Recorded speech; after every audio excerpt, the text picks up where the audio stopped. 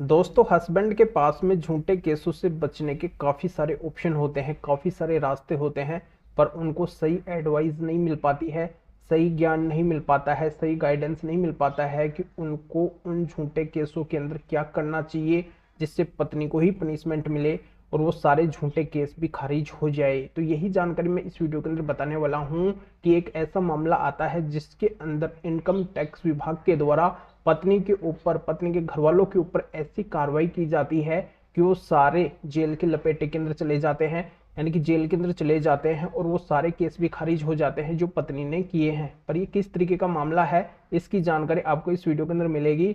इसलिए आपको करना क्या है, वीडियो को बिल्कुल अंत तक देखना है, तभी पूरी जानकारी समझ में आएगी। क्योंकि आपको अच्छे से पता है कभी भी आधे अधूरी वीडियो से जानकारी समझ में नहीं आती है, इसलिए पूरी जानकारी के लिए वीडियो को बिल्कुल अंत तक देखना होता है। और ये आपका अपना चैनल है, इसको अगर आप अब तक सब्सक्राइब नहीं करे हैं तो पहले इसको सब्सक्राइब भी कर दीजिए और साथ में बेल आइकन को भी दबा दीजिए। तो चलिए शुरू करते हैं। तो वेलकम दोस्तों, मैं हूं आपका अपना एडवोकेट जितेंद्र। तो दोस्तों, ये मामला गत वर्ष का ही है, यानी कि 2023 का ही है। ये हमारे कोई मित्र के द्वारा एक मामला मेरे पास में आता है, तो वो मित्र उनको लेके आते हैं जिनके ऊपर उनकी पत्नी ने झूठा केस आईपीसी 498 और 125 का फाइल किया था। और उनके द्वारा कुछ डॉक्यूमेंट्स भी मेरे को दिखाए जाते हैं, जिससे मुझे पता चलता है कि 498 केस में पत्नी के पिता के द्वारा ये लिखाया गया है कि मैंने इस शादी के अंदर 30 से 40 लाख रुपए 2023 के अंदर खर्च किए हैं। यानी कि 2023 के अंदर मेरी बेटी की मैंने शादी की है और उस शादी के अंदर मैंने 30 से 40 लाख रुपए खर्च किए हैं। और फिर 125 सीआरपीसी के डॉक्यूमेंट्स को मैं देखता हूं तो मुझे पता चलता है कि उस पत्नी के द्वारा, खुद के द्वारा ही इस बात को स्वीकार किया गया है कि मेरे द्वारा मेरी इस शादी के अंदर 50 लाख रुपए खर्च किए गए हैं। और अब भी ये मेरे से दहेज की डिमांड कर रहे हैं, मुझे मारपीट के अपने घर से बाहर निकाल दिए हैं, इस वजह से मुझे इनसे मेंटेनेंस चाहिए। और वो 498 केस का तो मैं आपको बताया कि लड़की के पिता के द्वारा ये बात लिखवाई जाती है कि मेरे द्वारा 30 से 40 लाख रुपए इस शादी के अंदर खर्च किए गए हैं और मेरी बेटी से फिर से दहेज की डिमांड की जा रही है, उसे मारपीट के घर से बाहर निकाल दिया है।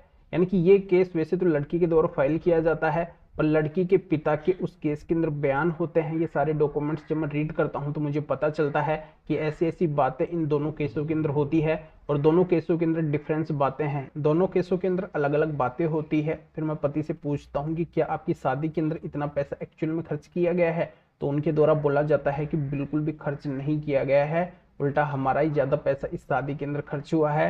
ये सारी बातें झूठी लिखवा रहे हैं, झूठा केस इन्होंने फाइल किया है, जबकि मेरी ऐसी कोई भी गलती वगैरह नहीं है। फिर मैं समझ जाता हूँ कि इनके ऊपर बिल्कुल एक्चुअल में झूठा केस फाइल हुआ है, इनको फंसाया जा रहा है, इनको एक प्रेशराइज किया जा रहा है, एक दबाव डाला जा रहा है। फिर मैं उनको गाइड करता हूँ कि आपको क्या करना है, 2 कंप्लेंट लिखनी है इनकम टैक्स विभाग के नाम से और उसके अंदर आपको ये सारा मैटर लिखना है कि 2023 के अंदर आपके ससुर के द्वारा इस शादी के अंदर इतने पैसे खर्च करने की बात बोली गई है और आपके पत्नी के द्वारा इतना पैसा खर्च करने की बात बोली गई है। तो क्या इन्होंने इनकम टैक्स वगैरह भरा है, क्या आईटीआर भरी है? लड़की के पिता तो कुछ भी नहीं करते हैं, छोटी सी शॉप चलाते हैं, तो उनके पास में इतना पैसा कहां से आया 2023 के अंदर?